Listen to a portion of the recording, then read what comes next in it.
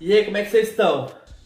Bem-vindo aí a mais uma tentativa minha de ficar famoso na internet com conteúdo de nutrição de verdade para ajudar as pessoas sem ser sensacionalista e vender milagres. Mas vamos lá. Hoje eu vou falar de deficiência de B12. Quais são os grupos que estão mais suscetíveis a ter essa deficiência? Eu separei aqui 5 grupos, muito provavelmente o último você não tem noção, então fica aí comigo. E se você for parte desse grupo, comenta aí se você já fez o exame, não fez o exame, quanto deu o seu exame. Manda um vídeo para alguém que você conheça que seja de um desses grupos, para a pessoa ficar sabendo. Mas antes da gente começar, uma pequena revisão aqui da B12. A vitamina B12, para que ela serve? Tem dois sistemas principais que são importantes, que dependem dela. O primeiro é o sistema neurológico. Então a deficiência de B12 ela pode causar neuropatias. Obviamente, uma neuropatia mais grave vai acontecer caso você tenha uma deficiência severa de B12 por um longo período de tempo, porque o nosso estoque ele dura bastante, mas a integridade do neurônio depende da B12. O outro sistema que usa bastante a B12 é o hematológico, para você ter essa maturação dos eritrócitos para virarem as hemácias maduras, transportar oxigênio, levar lá para a nossa mitocôndria fazer energia, você precisa tanto do ácido fólico, que é a B9, quanto da B12. Se falta B12, você tem uma coisa que chama anemia megaloblástica. Na verdade, é uma anemia macrocítica. É uma anemia que vai causar os sintomas de anemia, mas por falta de B12, não é por falta de ferro. Então, sim, a B12 é bem importante, tanto para o neurônio quanto para o sangue, que são coisas meio que essenciais para a nossa vida. Mas enfim, o primeiro grupo que eu queria falar, que acho que é o que a maioria pensa logo de cara quando fala de B12, são os vegetarianos, especialmente os vegetarianos estritos, ou veganos em si. Que não necessariamente todo vegetariano estrito é vegano, mas todo vegano é vegetariano estrito. É vegetariano estrito, não restrito. Fala direito o negócio. Então, beleza. Por quê?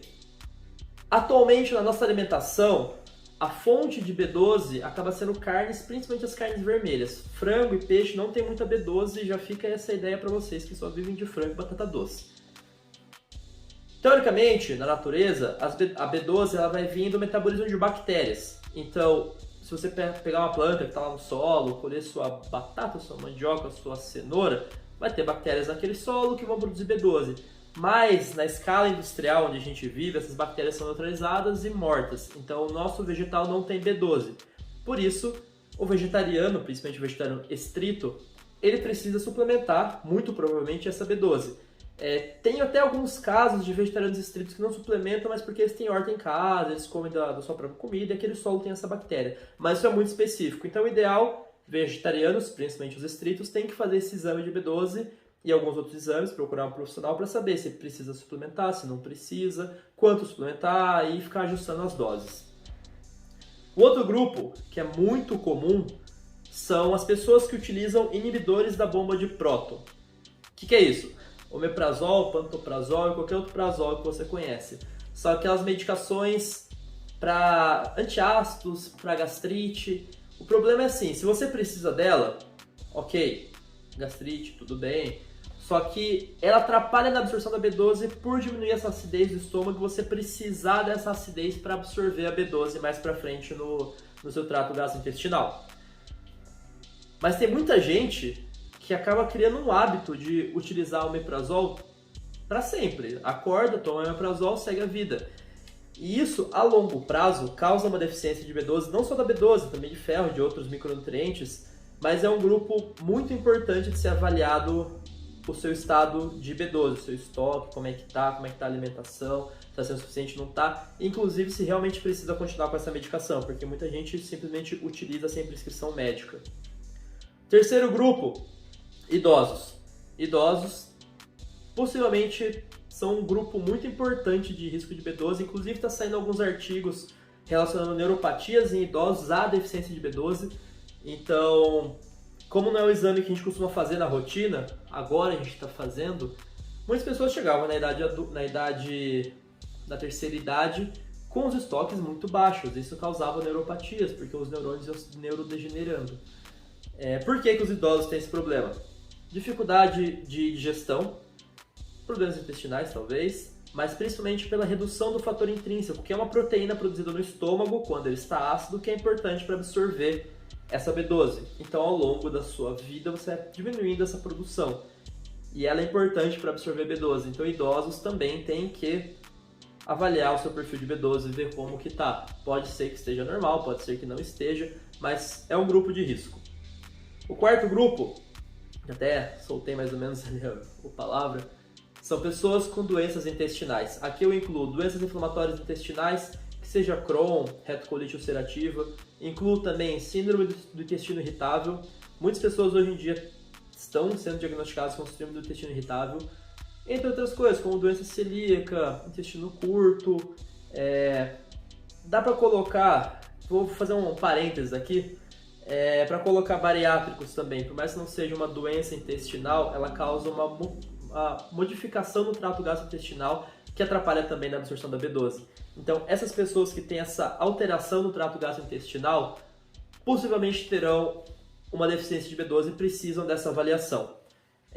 Tanto por problema em absorver, quanto com problema em outras proteínas que têm que ser ligadas na B12 para ser absorvida. Então, se você conhece alguém com doença intestinal, síndrome do intestino irritável ou paciente bariátrico, é bom essa pessoa ver como estão os estoques e ver se precisa de suplementação. O último grupo, que é o que muitas pessoas não sabem, são os diabéticos. Não todo diabético, eu estou falando especialmente do diabetes tipo 2, aquele que você desenvolve com o passar dos anos, utilizando metformina ou glifage. Essa medicação, a metformina, ela está associada à redução da absorção da B12. Tem vários mecanismos propostos, principalmente na mudança das bactérias no intestino, mudança na absorção a medicação precisa ser absorvida e acaba atrapalhando a absorção da B12. Então, diabéticos utilizando a metformina também precisam ter esse acompanhamento em relação aos seus estoques de B12, porque é esperado que, se ele não tem uma alimentação muito correta, ele desenvolva uma deficiência de B12 também, podendo levar a um quadro de anemia, podendo levar a uma neuropatia.